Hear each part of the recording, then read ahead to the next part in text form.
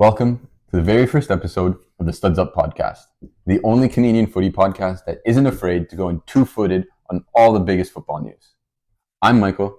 And I'm Enzo, and we'll be talking everything football related, from the biggest news, highlights, boots, and kits, and everything in between. Whether you're a Sunday League baller Or a Champions League junkie, you're in the right place.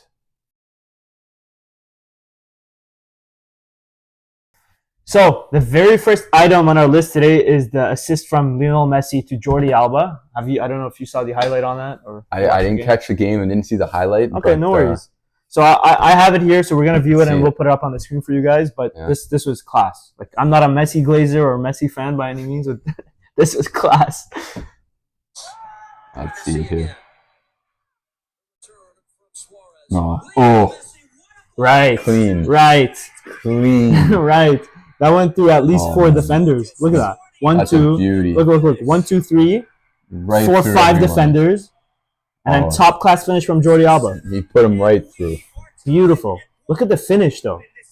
Oh, man. From that angle too. The whole play. Everything. Damn. So clean. Jordi Alba still got it, man. Oh, man. They all do. You know what it is? I think, and this might be a super hot take, but in that right back or left back position, left back was Marcelo. Jordi Alba was a right back. I think he's probably one of the best right backs the last couple of decades, I would say. Yeah. A couple of Italian guys come to mind, but anyway. A few. We'll discuss it more. So we're just going to go ahead, and introduce ourselves. I'm Enzo, and I'm pretty much a boot fiend and a Sunday League pro baller. Mostly on the bench, chirping the other team, but yeah. I'm a Jersey guy, and big Juve fan, and that's about it, man. Yeah, that's it. That's us. That's us. This is the Studs Up podcast. Yeah. Alrighty. So the second item on our list is actually a pretty big rumor. I mean, now it's confirmed by Fabrizio, but Rashford to Barcelona, 1 year loan with an option to buy. Yeah. What do you think about that? I like it. I think it's an interesting move. It's good for Rashford. For Barca, do they need another winger? I mean, Rafinha had an amazing. So my biggest thing is, how's that dynamic going to work now? Rafinha is coming from a Ballon d'Or contending season, and I mean, I'm a United fan, or I used to be a United fan, but Rashford to Barcelona, I don't know, man. I don't know. It's a 1 year loan. Barca's probably still in a rebuilding phase, trying to see what they can do and how they can get back to where things left off after MSN.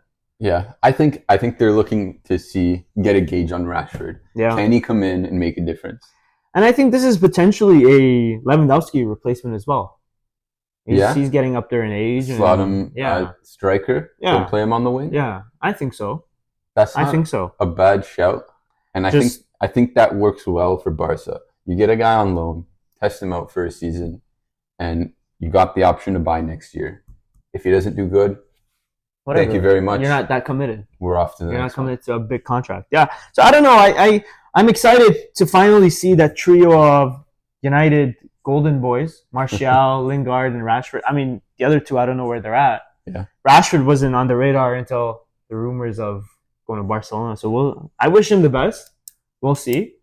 But it's gonna be an interesting season, seeing how that pans out, especially because now we can talk about our next topic, which is Vinny Rodrigo and Real Madrid. Some big news there. So it's going to be huge. Barca's building. Madrid is trying to figure things out, getting their feet wet with Xabi Alonso at the helm now. But one of your biggest stars might leave.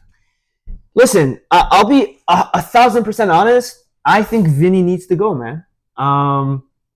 Rumors online are floating that he's in there demanding for more money, but he seems to forget that Perez let Ronaldo walk. And we're talking about Ronaldo coming off a three-peat Champions League. Yeah. Different levels. Two different levels. I feel like Ronaldo's got the ego, but he also has the accolades to back it up. He's Ronaldo. But I don't know. I feel like Vinny needs to go. A lot of people are hinting that the atmosphere in Madrid is toxic.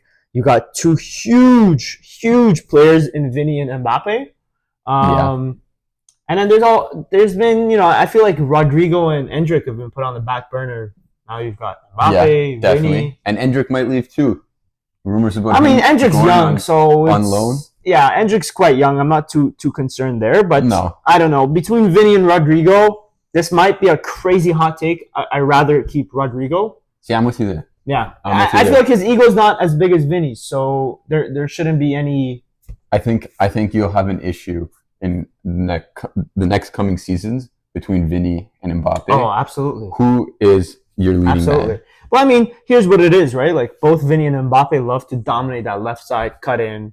Yeah. Their natural position is both on that left wing. So, I mean, it's pretty tough, but at the end of the day, I think Mbappe is a much better, again, hot take, or maybe not a hot take, but I think Mbappe is a much better player than Vinny is. Again, Vinny, when he's got it, he's unstoppable. But he's how often does he got it like that, though? Exactly. And I agree with you there. Mbappe definitely better, but two different players. But Vinny is inconsistent. Two different players, same ego, though. 100%. 100%. Let's see what Xabi Alonso does. But I personally think Madrid are also lacking in the midfield department quite significantly with the departure of Kroos and Modric. They're big shoes to fill. Huge. And I don't think Valverde and Arda Güler can fill those shoes. They give him the number 10 jersey, by the way. Yeah. I don't know about that. Arda Güler, number 10. I respect it. You're putting some faith into the young guy. And he's shown that he can play. Yeah. It's not like no one knows anything about him. Yeah. He's been on Real. He's been playing with them. He's been good. But I don't know, man. That Modric and Kroos, that absence. You saw it in the Club World Cup. Oh man, watching Modric come off on the bench against Juve. Yeah. Pinging. Yeah.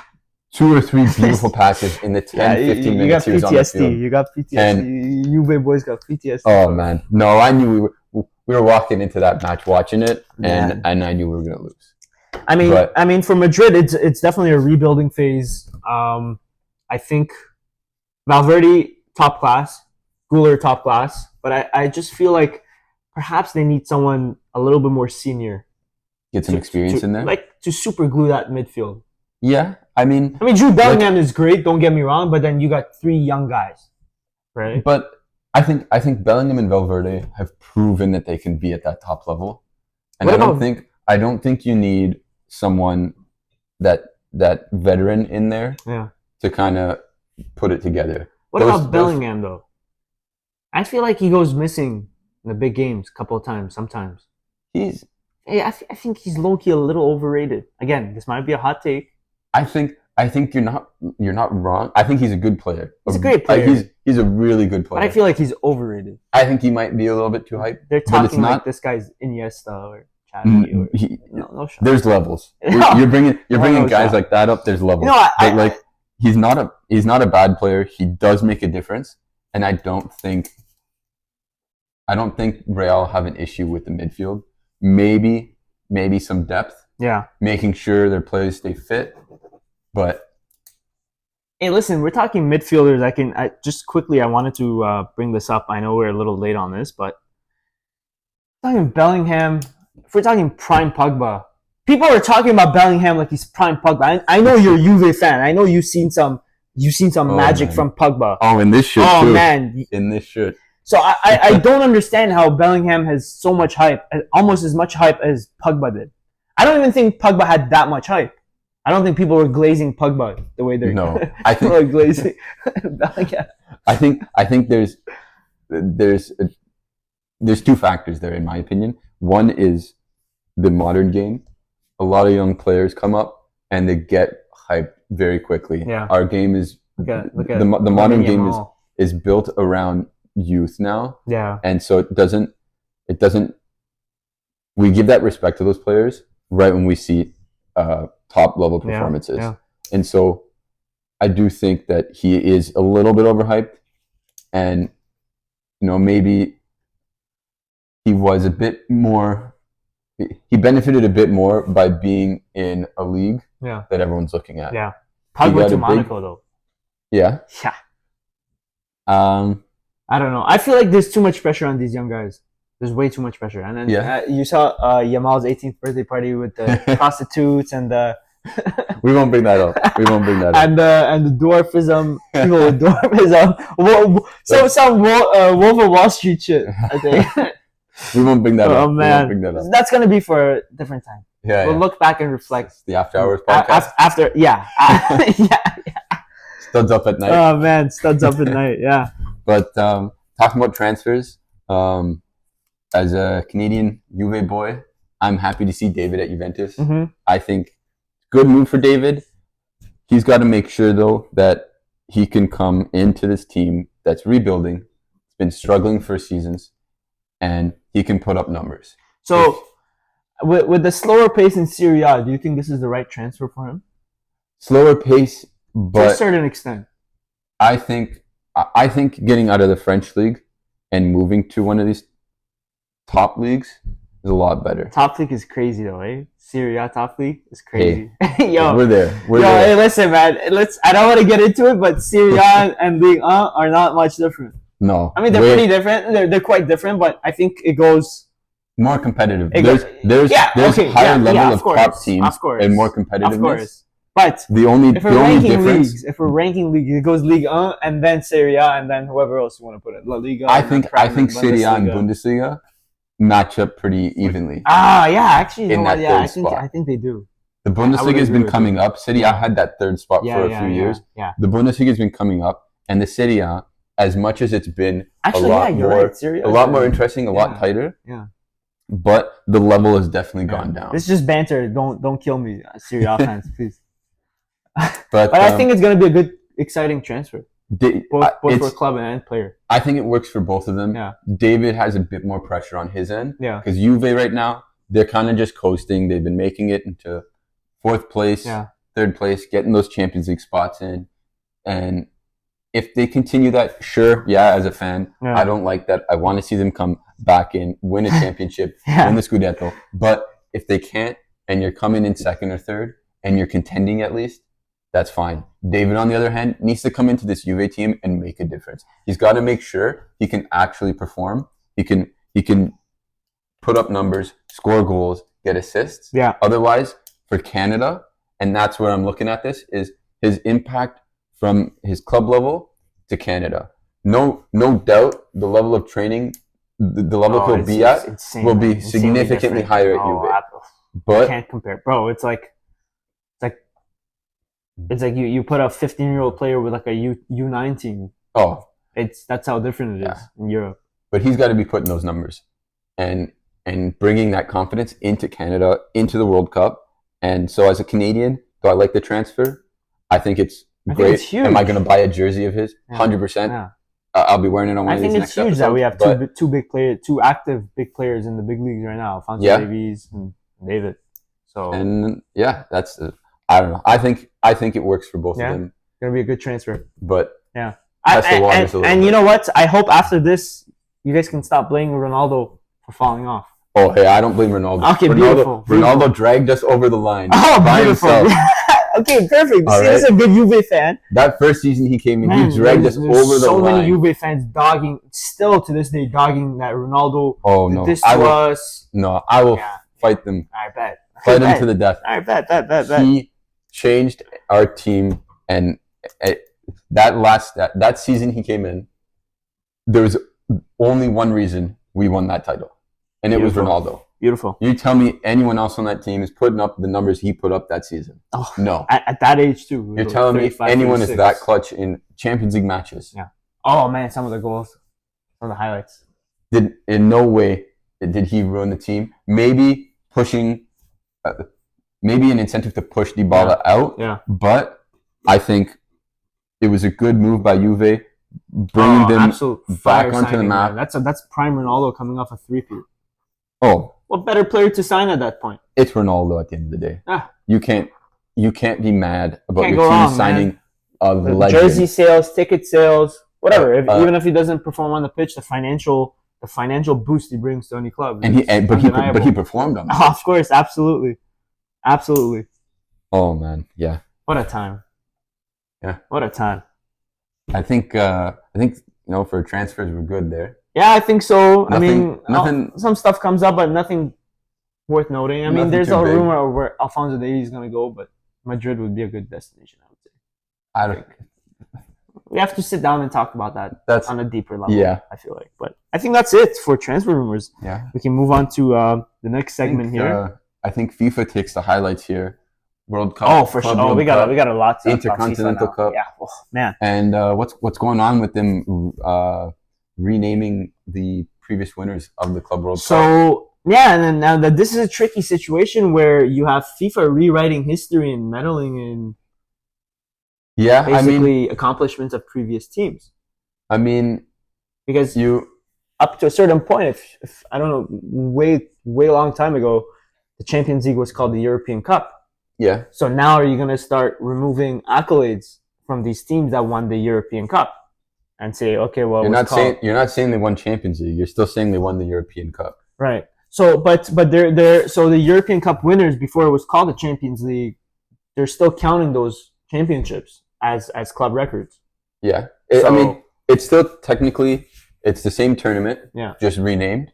Whereas with the Club World Cup, now they're saying, okay, Chelsea's the first winner of the Club World Cup, which I don't think is. I think that's right to say in the new Club World Cup era. In the new format, you're saying. New format, new era. They're the first winners of the 32 team tournament. First winners, inaugural winners. I'd give him that. But see, I think a lot of fans have an issue where if FIFA is rewriting history so easily like this, then there's nothing that they won't do in the near future. I think I'm a FIFA conspiracy theorist, huge FIFA conspiracy theorist. So basically, what fans are saying, what I'm also partially agreeing with other fans are saying is, what this does, like this basically gives FIFA the green light to push whatever agenda they want moving forward. I don't think so. I think the Club World Cup was very small. It wasn't until recent times. That 2014 Barca Champions League treble-winning team where they won all those trophies that season, where the European teams really took that tournament seriously. Yeah. And I think FIFA had probably put in this new format of the Club World Cup, they've had it in their back pocket for years, and we're trying to manicure it perfectly, and they executed it this year. The hype was very real, though. Like I don't think I've ever sat down and say, I want to watch the Club World Cup game today. But this tournament, I was tuning into I caught almost every match. You were there too, no? I was there, caught 2 matches, went down. I was in Miami for one, and Orlando for a second. Was the hype real though? And the hype was there. The fans, I mean, like the casual plastic fans, like was the hype? Like was there actual hype? There was hype. I found in Miami a lot of hype. You had a lot of guys walking around on the beach. You're seeing jerseys every day, all over the place. The fans were traveling. You'd see them there, and there was hype. I think with the representation from the European teams, I don't think they hit it there just yet, but I think it's to come. I think with the Club World Cup recently, and then World Cup next year too. And you got the World Cup next year. The only downfall, in my opinion, was it was in the U.S. Yeah. You're not in these iconic stadiums. You're not in. Yeah, you're not in anything. Munich. You're not in. Yeah, you're not exactly. You're not playing. You're not playing at Old Trafford. You're not playing at the Camp Nou. You're not playing. Yeah. You're not in Europe. It's a different vibe here in the States, and that's where I think they missed the boat with the Club World Cup. Yeah. But I think the European fans will get on board, and we did see quite a few of them there. I caught the Juve Real round of 16 match. There were fans traveled in from Italy, traveled in from Spain. I mean, it was a sea of white. The Real fans definitely overpowered us, but you definitely had a lot. I also feel like there's a lot of bandwagoner fans too. I mean, I'm not mad.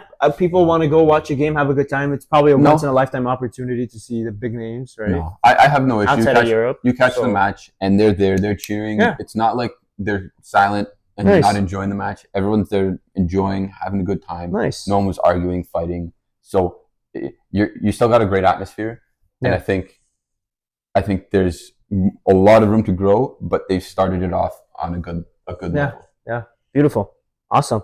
And just talking about FIFA, what's going on with these ticket sales? the World Cup, yeah, the tickets coming out September 10th, I think it was. Yeah. And I mean, I think we're not used to it here, but here in North America, but yeah, a lot of people are having issues because they don't know who they're buying tickets for. Yeah. Teams aren't qualified yet. You don't know what group buying the team's blindly in. is But I think big concern for sure. It's the World Cup. Jump in, buy your tickets, plan ahead. Whatever. It's gonna be a great time. Here's the problem I have though. Like as a football fan that resides in Canada, we're gonna get all the booty games, right? Like we're gonna get like, again, no disrespect, but we're just gonna get what we're gonna get Saudi Arabia versus Nigeria, like those type of matches. Like I'm not sitting here willing to fork over $500-$600 to see those matches, right? I don't think there'll be that much. Number one, I think they're going to continue. I mean, they might not continue at that dynamic pricing they use in the Club World Cup. I don't think it worked too well for them when they saw some upsets and people weren't really interested in going to the matches. But you again, no disrespect, but I'm just saying, like, I think a lot of people don't want to go watch second or third grade international teams. I mean, I don't think they're like, you're not going that low. Yeah. I think you're watching top ranked teams still, and you're at the World Cup. Yeah. A lot of these teams, you're telling me the Nigerian fans aren't going to be traveling all over look, catching the match. No, for sure they're going to. Crazy. No, for sure they're going to. Great atmosphere. But my whole argument is that if you take away the fans' nationality, right, like their passion to support their home country, a lot more people are gonna want to go watch a Spain versus Germany game than a Nigeria versus Saudi Arabia. Yeah, right? Definitely. You know what I mean? Like you're gonna have people with multitude of different nationalities watching Spain Germany. Oh, of course, but that's like a World Cup final match. That's what I mean, though, right? You're comparing again, I'm not disrespecting Nigeria or Saudi Arabia. I'm just saying I feel like FIFA should have allocated better quality matches to the Canadian stadiums. Well, we don't know yet who's playing where. We don't know what groups are playing. We only know that this group is playing in this stadium. This match is being played in that stadium. We don't know what teams are in these groups yet. So we might still catch a big game. Yeah. The issue here in Toronto and Vancouver, rare. I think it'll be very unlikely though. Our only issue here is we're getting 6 matches in Toronto. Yeah. 5 of them are going to be group stage, and 1 of them is around to 32. Yeah. So are we going to, the likelihood of us getting a big match is very low. Unlikely, yeah. You're hoping that a big team might squeak in as that second seed in the group. Yeah. But you're still getting a ticket to a World Cup match. Yeah. It's in your home country. At least for me, I find. Yeah, I guess. It's a once in a lifetime. Yeah. I don't care who I'm watching. Yeah. I'm happy just to be there. Just to be there for some beers after the games. And exactly. Tomfoolery. And if you want to catch a big match, head down to the US, watch a round of 16, watch a quarter, watch a semi. Actually, so here's the thing. Good thing you bring up the US because there's rumors floating around that FIFA is actually now looking at moving more games into Canada because of the recent ICE crackdowns or the whole visa or immigration policies that are now being implemented. So we could get lucky and get France and Germany, France and Italy.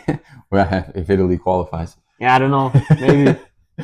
But we might. I think though, like it's a tough call for FIFA to do that because you can't be moving so many games to only a small amount of stadiums. Yeah. Canada might get, Toronto's already got 6 matches. Yeah. BMO Field is not massive. They're doing a very small expansion to it. Yes. It's nothing crazy. Yeah, small renovation. It's temporary, and it's not gonna. But I'm hyped, man. It's gonna be sick. It's gonna be fun, regardless of whether. Some tickets. Actually, you know what, FIFA? Hook us up. Hook us up, man. With some press passes or something. Yeah. Get us in. Why not? Yeah, man. All right. Yeah. So moving on to the next segment of this week's pickup in the boot department. I picked up a Superfly 4 Tech Craft. I think these came out in 2015. I want to say, in brand new condition almost. Yeah, it's clean. Yeah, it's a very nice snipe. This is this week's pickup. Yeah, right into the personal collection there. I don't know because it's not my size. Nah. So perhaps a bargaining chip for something else. A little trade. Yeah, maybe. Why not? And moving on, since we're talking boots, Nike just dropped the scary ass pack. I like to call it, but they call it the scary good pack. Tell me how you really feel about these. You know what? So this is basically it. So this is the Phantom 6 from the Scary Good pack. This is a Superfly. I brought some more boots over there for you. Yeah. Phantom 6 Low. And I've got you the Vapor as well as the Tiempo Legend there as well. How I really feel about this pack, I feel like that they completely missed the mark on the Mercurials. Yeah. I'm not in love with this color scheme. The pink and the orange doesn't do it for me, and the baby blue. So I've been calling this the Nike Temu pack because it looks like a knockoff. I don't mind it. I mean, would I wear them personally? No, I don't think so. What do you think about? What do you think about? If I had options, I probably wouldn't wear these. Yeah, but I don't think they look bad. Which one's your favorite out of the three different boots? Out of the three, I think, I'm going with these here. The Tiempos are pretty good. Yeah. This is a classy colorway. It's not classy, but I think it's clean. The least ugly in the pack. Yeah, it's not that bad. Like if I had these three in the store only, I'm picking these up. Yeah, and I think a lot of people are also in the same boat where they think that in this pack alone, at least, the Tiempo is probably the best one. Because you can't really screw up a Tiempo. Yeah. I mean, watch. The next Nike pack, they're going to screw up a Tiempo. But you'll know better than I do, but hey. Not too bad. But talking about the Phantom 6 super quickly, they just released this. Yeah. It's a pretty good boot, man. It's if you got wide feet, it's pretty good. It's pretty soft right out of the box. A lot of people are torn between high and low. Initially, I was more of a low player, but I think the highs are growing on me. I've always been a low, traditional low, but I think I like the classics. No, and you're not wrong, and I think this is the boot that started the whole collar and dynamic fit fiasco. But when this came out, and this is the last segment of today's podcast, is Nike scamming us. When you're talking current boots and older boots. So these are both Superflies, and I believe there's 6 different model variations in between the two. And a lot of people say that this is the last real Superfly because you have a carbon fiber sole plate on this, you have a different upper than the Vapor at the time, but now Nike's basically giving us a Vapor and just slapping on a collar and calling it a Superfly. So I think that we're at the late stage capitalism stage of football boots where there's no real innovation anymore. I mean, back then, the price difference between a Superfly and a Vapor, you could somehow justify it. Yeah. And saying they're completely different boots with different features and technologies. But now Nike's just slapping on a collar and calling it a Superfly. So I think we're being scammed. Again, Superfly meant exotic sole plates, carbon fiber, whatever. Right? And I just feel like the number crunchers at Nike are crunching a little too hard. We need to see big differences between Vapor and Superfly again. And that's where I'm at. I don't know how you feel. Have you seen a lot of backwards progression in jerseys from manufacturers these days, or? It depends. I've seen, a few flaws in some stadium versions. I didn't like what they did recently in the with the Copa and the Euro jerseys a few years ago. The badges and everything, all the details on the jersey just weren't. Felt cheaper. Would you say it felt cheaper? Yeah. I mean, it was at a lower cost, but it just felt cheaper. I didn't like that they kind of added in this lower cost version of the jersey that seemed like a very cash grab. It was a cash grab, exactly. That's the perfect way of saying it. And it didn't feel right picking up as much as I loved some of those jerseys that were released. It didn't feel right picking them up because I just didn't like the quality. And then the difference from going from that stadium version to the authentic version, that price difference was just a massive jump. Yeah. And so I kind of just left it on the shelf. But they've gotten back to where they were. I feel like with jerseys, it's not as bad. Yeah. But the prices are definitely going up. I feel like as time progresses, a lot of manufacturers just not just boots, but I feel like prices are going up and quality is diminishing for sure. Yeah. And I mean, a great example is this used to be a leather only shoe, and now it's just a synthetic material. Like this used to be leather, kangaroo leather, and now they said we're phasing it out, and here you go, here's some plastic. Yeah. So and prices have gone up. So and a lot of fans are not happy. Shout out Elite Classics though. Before I forget, this is who I picked these up from Elite Classics. Yeah. They'll sort you out, man. If there's anything you need, you're looking for. Yeah. Retro boots, classic boots. Check them out. Elite Classics. A little plug at the end there. Yeah, a little plug. I mean, I'm gonna give credit where it's due, right? Yeah. It's very hard nowadays finding 10-year-old boots in brand new condition with decent pricing. So shout out those guys. Yeah. They be doing their thing. Yeah. Is there anything else you wanted to close out with today, or? I think we're good for the day. Yeah. Covered everything. And we would a lot going on in football, but yeah. We'll try to cover it, most of it. And yeah. Thank you for watching. Make sure you subscribe, like, share, comment, anything you liked or disliked, what you want to see next time. Thanks for watching and welcome to Studs Up. Yeah, welcome. Yeah.